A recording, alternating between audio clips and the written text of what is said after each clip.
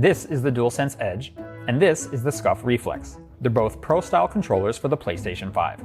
Pro controllers allow for much more customization and accessibility features to open up new ways for players to enjoy their games. With the inclusion of additional buttons and stick configurations, you're able to perform better while gaming. Let's put these two controllers up against one another and see which one deserves your attention. Probably the first difference you'll notice between a standard and a Pro controller is the inclusion of back buttons. These are inputs behind the controller that are typically pressed with either your middle or ring fingers. Back buttons are useful by allowing you to map different inputs on them in order to have much more options available without having to move your hands too much. For example, players will often map the jump or duck input, which is normally set to one of the face buttons, to a back button so they can still perform that operation without needing to move their thumb off the right analog stick. This allows players to still be able to move their aim or the camera while jumping or ducking. These back paddles are also a great accessibility feature. Players with low range of motion for any of the primary controller fingers, the thumbs or the pointer fingers, can swap one of those inputs to the back of the controller where they might have an easier time pressing a button. Most Pro controllers will feature 4 back buttons so that the player can map all 4 face buttons if need be. The Reflex does too with these 4 vertically oriented paddles. The outer facing ones are easily pressed with your middle finger, while the more centered ones can be pushed with the side of that finger by kind of rolling it forward. You can also remove any number of these if you want to by grabbing the paddle and pulling it down. This process isn't actually the easiest, especially with the outer paddles, and I often feel like I'm about to snap something when removing them. Luckily, sliding them back into place is much easier. Surprisingly, the DualSense Edge only has the option for up to 2 back buttons, but there's 2 different styles to choose from. Players can attach either half dome, rounded and short, or lever, skinny and long, back paddles to the device. These slot in and out much more easily than the Reflexes do, and are held in place magnetically. When it comes to how the buttons feel, the SCUFs are a little squishy, whereas the Edges have more of a click to them, which I prefer. However, most Pro controllers on the market have 4 back buttons, and if that's something you need, then the Reflex has the clear advantage. Another major feature you can expect from a Pro controller is customizable trigger distance. Many competitive players often prefer to shorten the distance of these in order to input more commands at a faster rate. Not having to press the button all the way down to register the input will allow first-person shooter players to fire off more shots in rapid succession.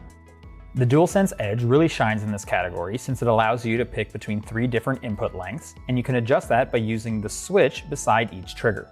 It even has options on the console so you can tweak to adjust just how much of the trigger response you want.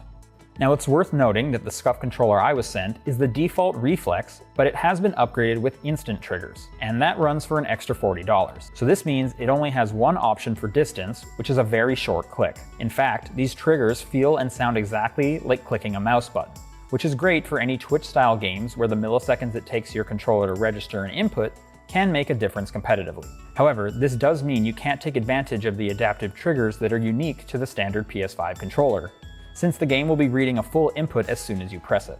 The DualSense Edge's triggers can't be shortened as much as the Reflex's instant triggers, but I do prefer having the option to change the range. If you play a wide range of games, not just shooters, and you don't want to miss out on the PS5's adaptive trigger feature, the Edge is ideal.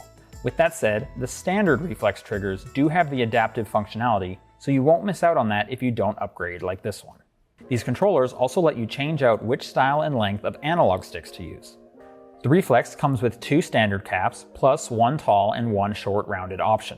But you can customize which caps you'd like when making your purchase.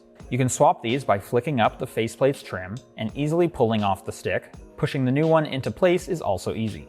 The Reflex also allows you to remove this anti-friction ring, which will give your analog stick movement a more gear-like feel. I personally probably wouldn't use this that much, but it is another option. The Edge comes with 3 pairs of analog stick options. You have the standard caps, then 2 tall and 2 short rounded options. It's a little weird that the Reflex only comes with 1 of each, so I like that I have more options with this controller. They're also easily swapped out. Here, you can pull off the current stick and press in a new one. A unique feature to this controller is that you can raise this lever and remove the entire analog stick module itself. This is great for swapping out any broken components, specifically stick drift, and Sony sells replacement modules on their site for $20. Considering the Reflex has less cap options and you can't remove the entire module, the DualSense Edge clearly has the better analog sticks. The standard PS5 DualSense controller is notorious for having a subpar battery life of around 7 to 10 hours. Unfortunately, Sony's Edge controller comes in even shorter at around 5 to 7 hours. SCUF's Reflex has the advantage here by lasting closer to around 12 hours from my time with it. The DualSense Edge costs $200 and comes in just the white color. It comes with the previously mentioned analog stick caps, a charging cable, and a connector housing to secure that cable to the controller, and a carrying case that holds all of your components nicely. That case also has a window on the top to allow for pass-through charging. The standard Reflex costs $200, but keep in mind that this is a customized model with instant triggers and faceplate, and it costs $280. The Reflex comes with a charging cable and has multiple color options. You can also choose from more custom colors and designs for many parts of the controller, but there will be an upcharge for each adjustment you want. It doesn't come with a case, but SCUF does sell a $40 player pack that will include a carrying case, another charging cable, more analog stick caps, and a tube of Gamer Grip, which is some kind of moisturizer so your hands don't sweat or slip while using the controller. Weird, but okay? However, the case doesn't seem to have individual compartments inside for anything other than the controller. The DualSense Edge is not only the cheaper option, but you get far more accessories and customization options. Its biggest drawback is the lack of 2 extra back buttons, but those back buttons feel better to use and are more easily mapped.